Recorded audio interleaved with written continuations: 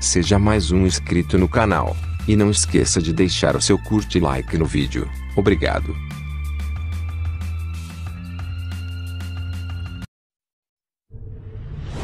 Crossing dimensions of time and space.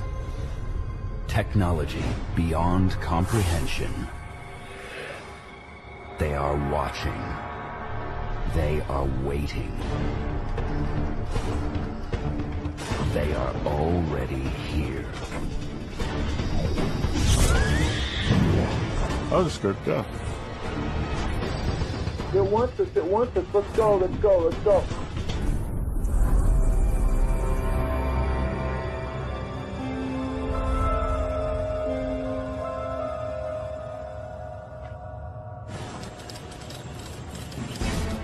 With US-Soviet tensions running high, an American-run NATO facility in England is under the strictest security.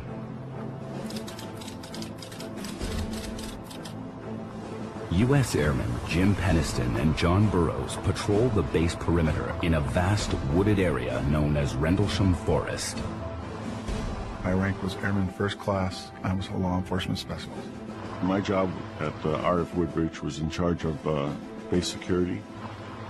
It was the heightened time of the Cold War. I got a call on my radio. There was this sense of urgency in the security controller's voice. We were heading down Eastgate Road to check the gate to make sure it was secure. Eastern radar reported that there was an unidentified bogey on the screen about 15 minutes before. That made it look very probable it was an aircraft that had crashed. That's the only logical explanation of what was going on. And we proceeded toward where the lights were in the forest. It appeared the forest had like a white glow to it. At one point, the boy said it looked like kind of like a Christmas display, different colored lights coming on and off.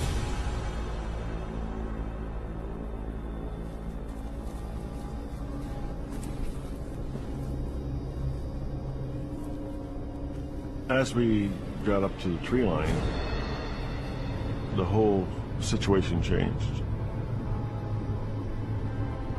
I knew it was an aircraft crash. It was void of things such as the smell of burning fuel, the noise the fire creates in the woods. Our radio started to break up, and that was unusual.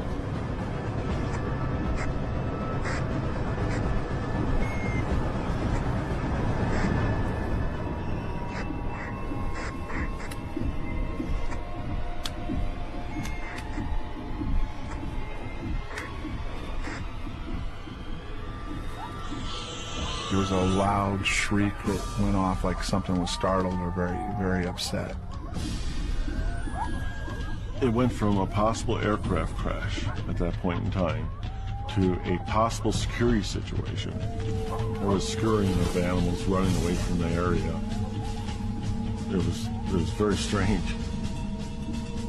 I thought we were in trouble, yes, in trouble. I had a situation in front of me I had never, ever encountered. I was scared to death. There was a bright flash of light. It blinded us.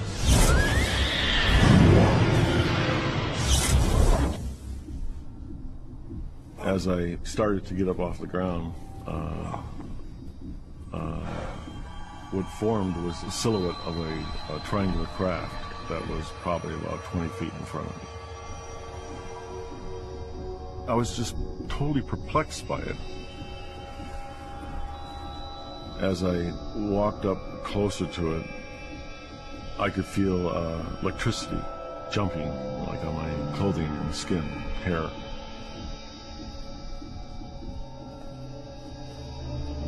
It looked like black glass. It's very shiny. But in the actual skin of this craft, running through it, was different colors. There would be globs of whatever, blue and orange. I was looking for crew compartments, intake, exhausts. It wasn't aerodynamic. I mean, it had no flaps. It didn't have anything that normal aircraft would have to fly. I paced off the side of the craft. It measured about 9 feet long, about 6.5, 7 feet high. And as I started walking around it, though, I got a glimpse of some type of writing on it. My first reaction was, oh, thank God. It's going to say United States Air Force on it. It's going to say NASA on it. And to my disappointment, it wasn't writing. It was like glyphs, pictorials on the side, which made it even more of a mystery. These glyphs they measured about 3 feet long and about 5, 6 inches high. I ran my hand across. It was like sandpaper. It was very rough to touch. There was a larger one above it, a large circle with a triangle in it, and I touched that one. You can see anything around me? All I can see is this bright, intense white light. They didn't stop. The intensity of it did not stop until I took my hands off of it.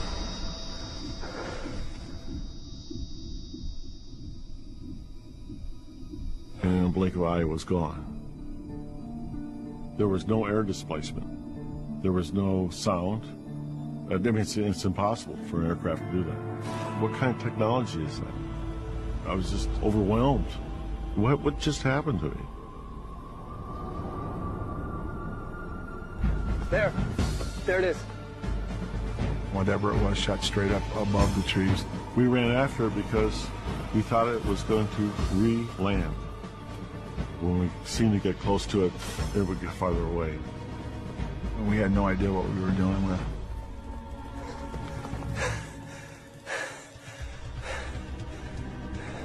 Security Patrol 1, please report. 10-4 East Gate. Returning on foot. Whatever it was departed out towards the coast. We were pretty amazed what we had just seen happen. Don and I were discussing, like, how can we explain this?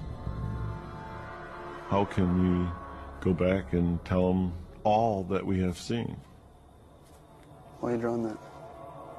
Well, I'm drawing what we saw. Well, I didn't see that. What do you mean you didn't see that? You're with me. I didn't see that.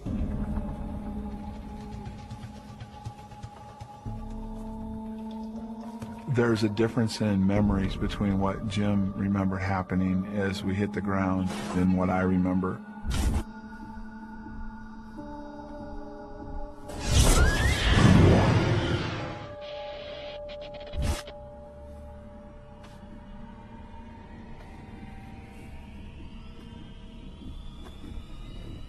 What I saw was a red oval type sun-like object.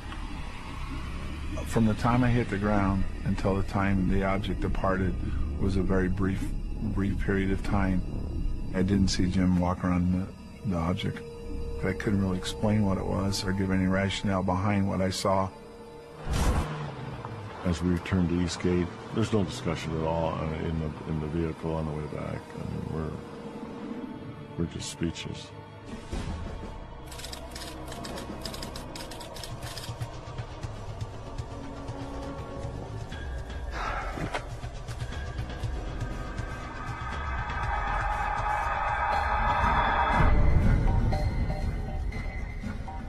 What time you got? 4:45. Upon getting back to base, what seemed like being out there of only a period of 45, 50 minutes, something like that, was actually more like 2.5 hours. Well, I tried to write the time issue off as adrenaline, but I couldn't make that work. So we weren't sure what we were dealing with, but we knew we needed to go back out there and take a look around in the area. On the morning of 26th, we headed back out to the East Gate. Was I scared? Sure. Sure, I was scared. What do you got? I wanted to know what was going on.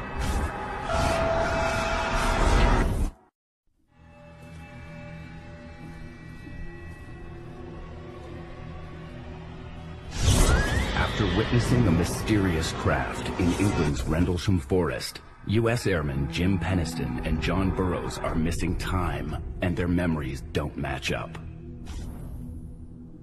I had no idea what we were dealing with. I had nothing to compare what I was seeing to anything that I've ever seen. The shift commander, and we decided that we were going to go back out to the area because it was daylight to get a better look around. On the morning of 26, we headed back out to the East Gate. Was I scared? Sure. Sure, I was scared. But having evidence or having something physical to say this happened was paramount. What do you got? 9 feet. There was 3 indentions in the ground, triangular, all equal distance apart. That was the landing site. What's that? There was damage to the trees. There was tree limbs on the ground and damage to the canopy above. That made it more real.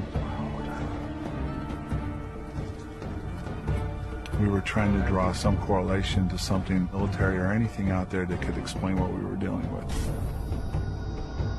We were in training all the time for aircraft identification. Everything from Russian aircraft to, Warsaw Pact type aircraft to Chinese aircraft. So we could readily identify them just by their silhouette. But it didn't fit any mold of any type of aircraft I've ever seen in training or have been taught to understand. There it is. Whatever we were dealing with that night is something I've never seen any military craft be able to do. Nick Pope is a former UFO analyst for the British Ministry of Defense. December 1980 was a period of extraordinary international tension.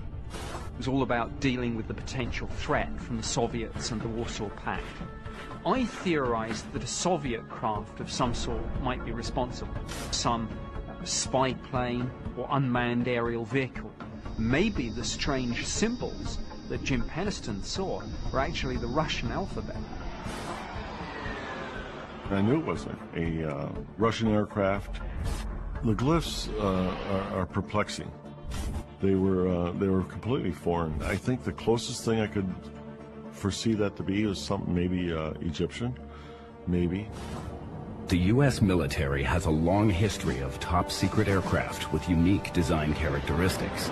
Dr. Scott Miller is a professor of aerospace engineering. A lot of stealthy aircraft are going to have this deltoid planform. It's very, very common. And the lights are typically located on the extremity of the aircraft, so that can create a very strange pattern. Probably the strongest interest in trying to introduce technology to reduce the radar signature started happening in the Cold War. The U-2, there were variants of that airplane where they were trying to make it much more stealthy.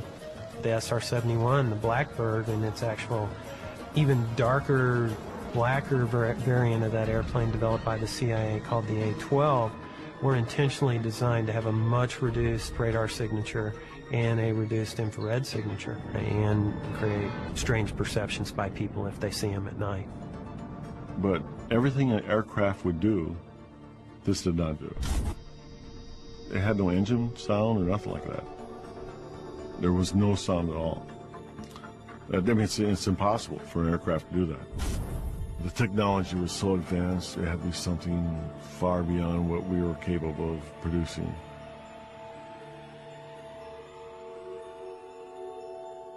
When I finally got to bed, I was having trouble sleeping. I was very agitated.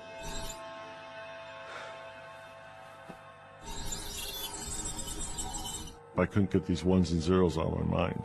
And every time I shut my eyes, I could see them. I got up because I couldn't get to sleep. I grabbed the notebook that I had out there that night, and I started looking through it again. Then I decided, well, those ones and zeros, I can still see them, so I might as well record them. And the more I wrote, the better I felt. But you don't dare tell anybody. What if I told my commander that? The part about the ones and zeros. I'm sure they would have thought it was a breakdown. It would have been a career ender. I retired the notebook.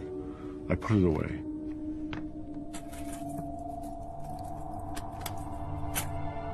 While Penniston tries to forget the strange encounter, Burroughs hopes to learn more.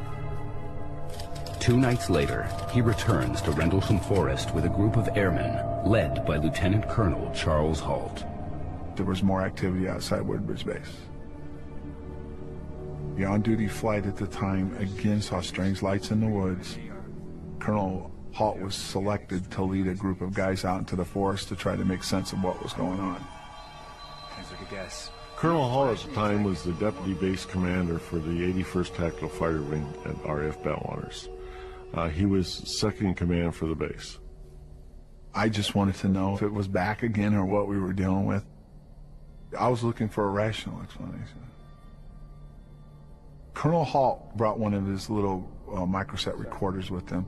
He was doing little short clips on what they were dealing with. They're almost pulsating. He said they'd seen strange lights in the sky flying around, and he pointed to two that looked like they were like doing a grid search. All of a sudden, in front of us, we had a blue transparent light come streaking towards us. And then a white object kind of appeared up above and then floated down and was sitting out there in the distance. I asked him for permission to go towards it to see if I could get a closer look. Yeah, go with it. As we started going towards it, it appeared to start to come towards us. Sergeant Stenzel was on my right. He went down to the ground.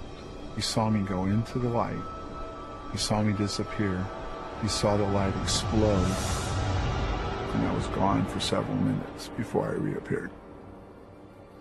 I have no recall of it. I have no memory of what happened. The next thing I know, I was standing in the field and whatever it was gone. John? It was like, what just happened? What the hell was that? John? If you listen to what Sergeant Peniston says, at one point, the bright light exploded. And Sergeant Bustinza saw me go into it, and that's what happened. After the incident, I went down to let you know what happened on Saturday night and into Sunday morning. A few days later, I was called up to Colonel Hall's office along with John. We listened to the tape. They are moving at extremely high speeds. We had a real-life encounter going on that was being recorded as it happened. I think Halt was trying to reassure us. I'm confirming what you guys see. It happened again. I don't know, sir.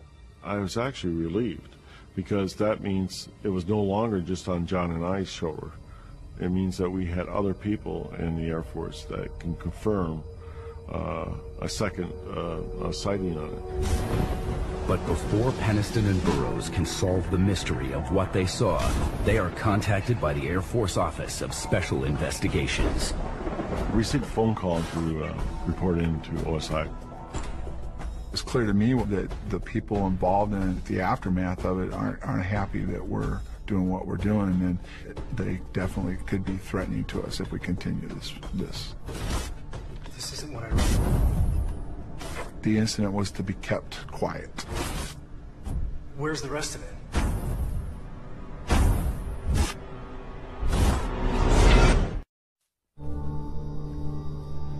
In December of 1980, Jim Peniston and John Burroughs witness an unusual craft in Rendlesham Forest. While Burroughs and several other airmen document a similar encounter 2 nights later, Peniston, fearing for his military career, tries to forget what he saw.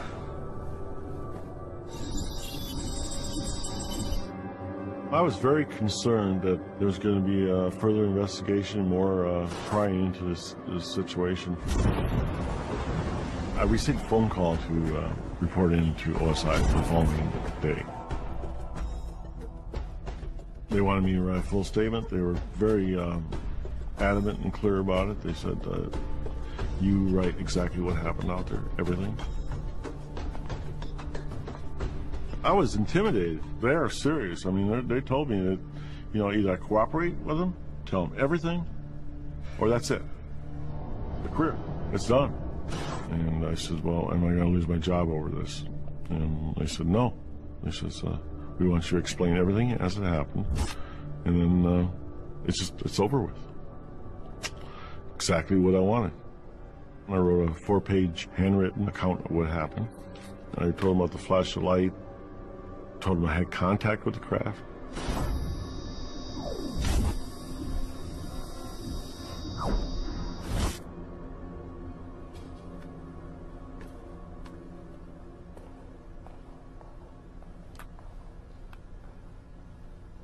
But then Peniston is presented with a deal he didn't bargain for. 15, 20 minutes later, they came back in, couldn't call it in.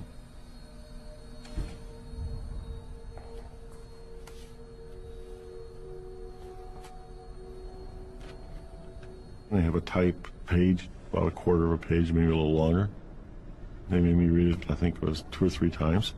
So it was very sanitized. It was very generic. They says, and this is the official story, the official account that you tell anybody that asks about this. This isn't what I wrote. Where's the rest of it? I thought that we had a code of conduct and honor, and you know, you wouldn't write false statements or nothing like that. I didn't like it. I didn't like it at all. But OSI can operate outside the realm of normal chain of command. They were completely within their span of control to do that.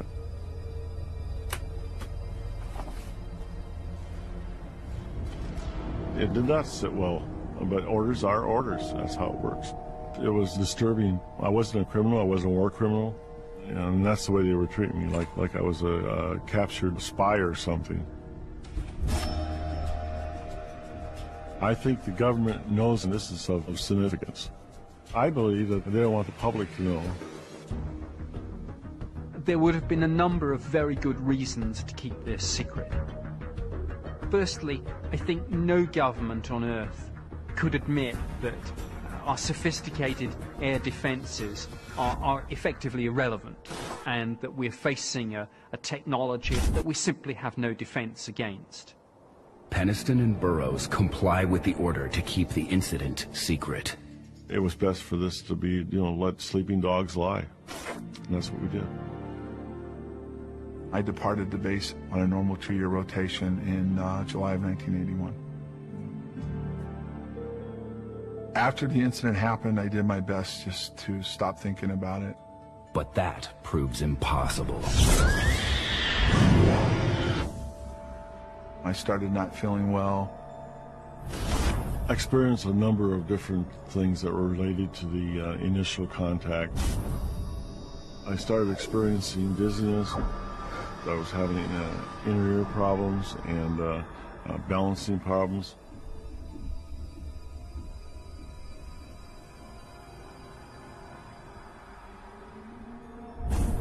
Three years after the incident, I was stationed at my next base, and I had a heart infection that came up. It was very rare.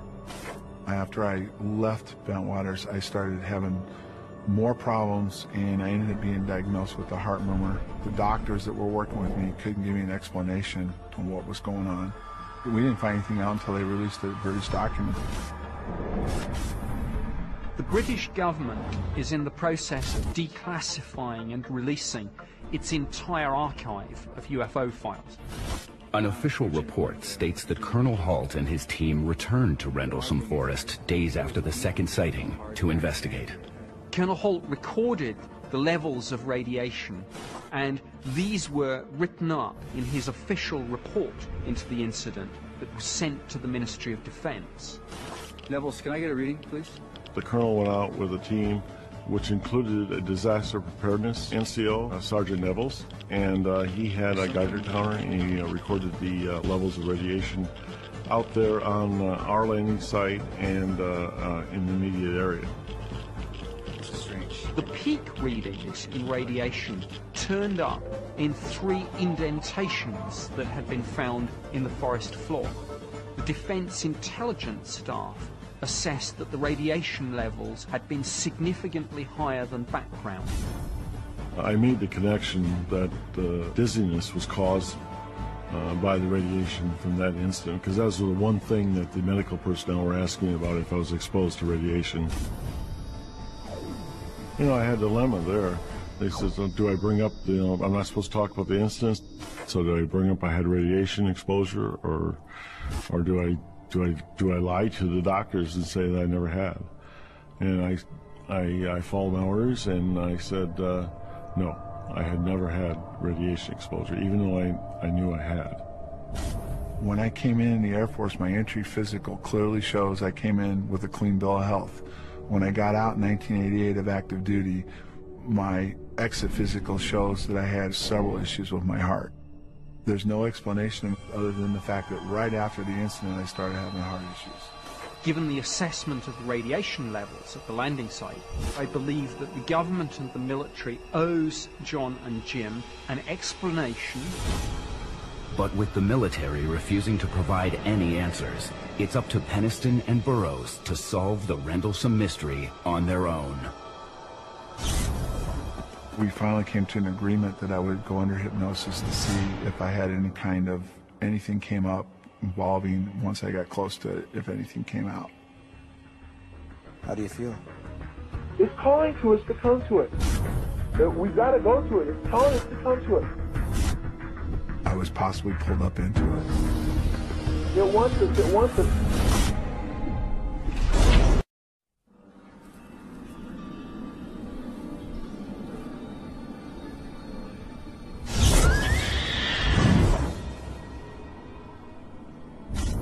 Following an encounter with a mysterious craft in Rendlesham Forest,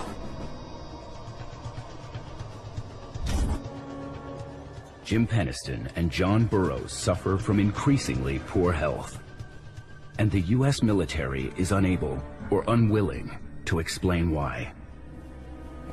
Forced to search for answers on their own, they turn to hypnosis. I went out to California where the hypnosis was conducted. The guy that was doing hypnosis at that point did a very good job about just letting me tell. The hypnosis lasted between 2 and 3 hours and went through a pretty good detail of the incident from beginning to end. Roger, we copy. We're moving in slowly. It gives the impression of an object, but it's mostly light, all light. It's calling to us to come to it. We've got to go to it. It's telling us to come to it. We can feel it. During the hypnosis, it comes out that I did have some kind of interaction with something out there. We've got to get to it. We've got to get to it. We've got to know what it wants. It's very clear in my hypnosis. I was being drawn towards it. It wants us. It wants us. Let's go. Let's go. Let's go. I was possibly pulled up into it. I believe that I was inside whatever it was while Sergeant Peniston circled the object. It gives a decent explanation on why I don't remember Sergeant Peniston walking around it. You want to know what I know? Further sessions explore what happened during Burroughs' second sighting, when he met with Colonel Halt in the forest. The hypnosis goes into a little bit more detail the second night. The lights are back again. I said, wow, I knew they were coming back tonight. Weird thing. We had things hover on top of us. They were making contact with our mind. The object wanted me out there. I'd like to get another look. Yes, go. Stinzer, go with him.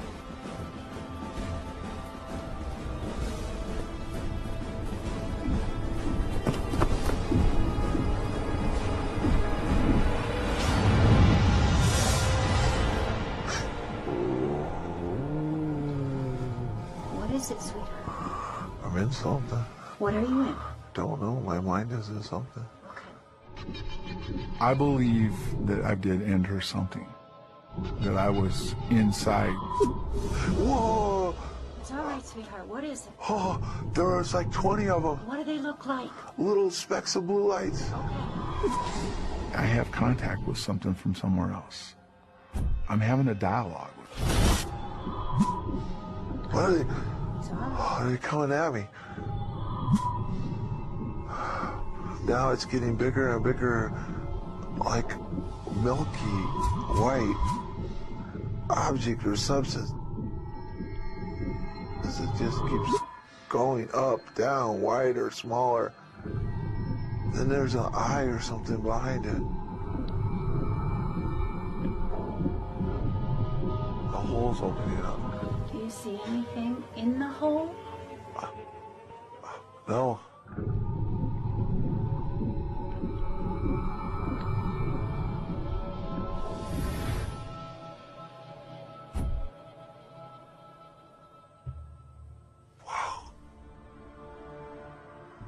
What does the hole mean to you? Clearly I had some kind of interaction with an intelligent something. Dr. Mark Schneegert specializes in astrobiology and the search for intelligent life beyond Earth. Life originating someplace else in the solar system of the galaxy and being either accidentally or purposefully brought to Earth is in the realm of possibilities. Intelligent life on another planet could be very different than intelligent life on Earth. The organisms may not have hands and eyes. They may not walk and talk like we do. They may use their intelligence in different ways to be successful. But it's much harder for us to conceive of and much harder for us to look for because we have no examples. I'd never seen a UFO prior to this, so I had no way to know whether it was possible or not. Like John Burroughs, Jim Peniston remains haunted by the events of December 1980. Before that night, my perception of UFOs, meaning that ET, alien, that kind of thing, they never existed. I mean, we were safely alone in the universe. Then it all changed coming out of that woods that night. I was only getting maybe 2 to 3 hours sleep a night. So that's when it was suggested that I get a psychiatrist and maybe help me with the sleep disorder. During my hypnosis, there was a large jump in time from the time of being out in the woods. His therapist is unable to penetrate beyond the moment Peniston touched the craft. Stuff that I just can't remember.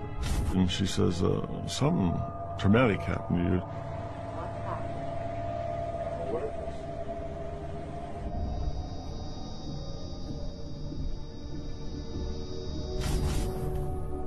I always skip over that and go back being interrogated at OSI. No matter how she tried, she couldn't break that.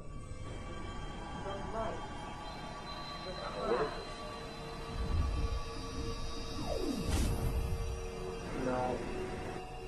I'm with agents again. And she says, that is the sign of a memory block being put in. Things to prevent me recalling what happened. She said, I've never seen it before.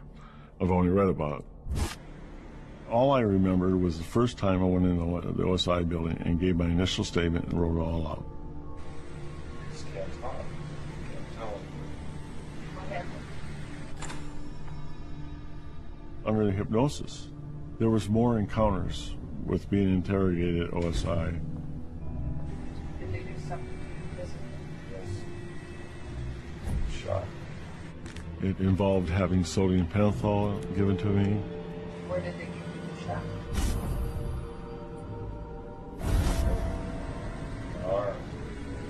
Sergeant. I've told you You can do this all day. And night. Jim Peniston. I can't see why they would treat a member of their security force like that. Drugs, in this context, could have two distinct purposes: to get to the truth or to hide the truth. The Americans and the British would be absolutely horrified if the entire complicated and effective air defense network had been so totally compromised that a craft could just get through like that. Everyone would have a reason to keep quiet about this. But repeated sessions with the therapist begin to break down the memory block.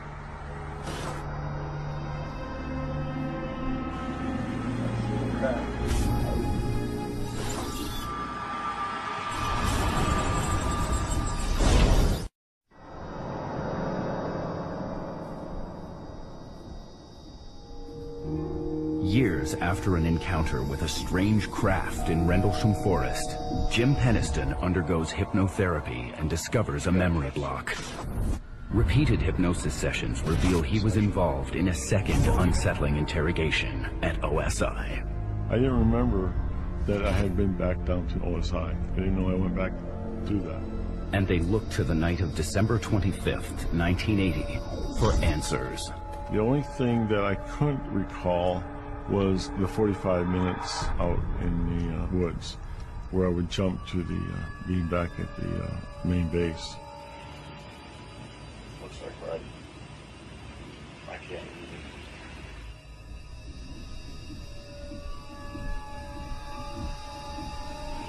I got a touch source.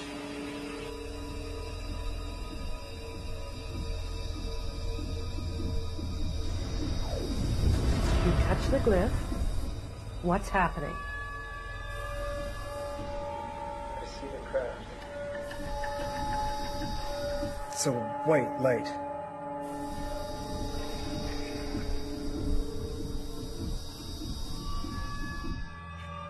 I started remembering, and as I remember bits and pieces, all of a sudden those bits and pieces became chunks, and the chunks became a full story.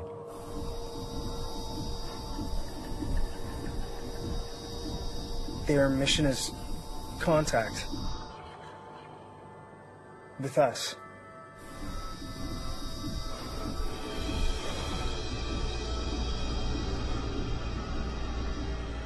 They are time travelers. They are us. They are us from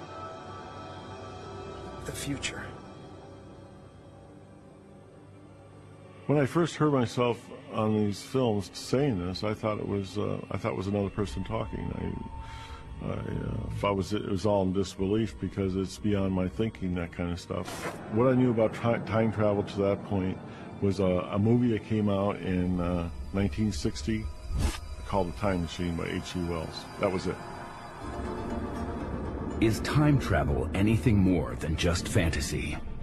Dr. Ron Mallett has dedicated his career to studying the controversial theory of travel through time.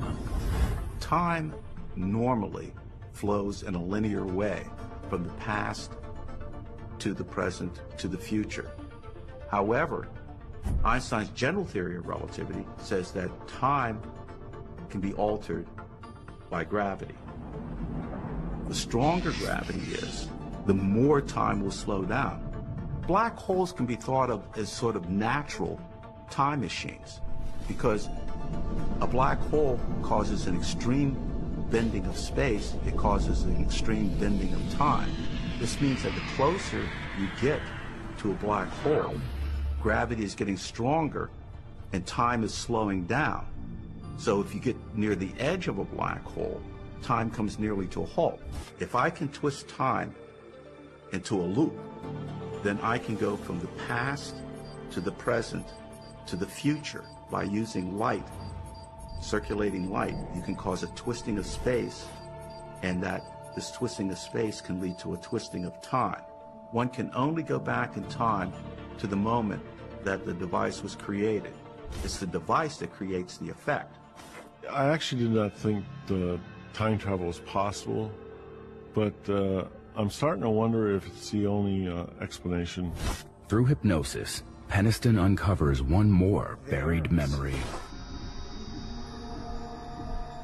The light was just a constant light. It whited everything else out. I couldn't see anything else. And then all I seen was ones and zeros coming out. It was like crazy. You can see the binary code. During that hypnosis is the first time I heard the words binary code. And it was done in the context of when they asked what I was seeing, I respond by saying, I can see the binary code.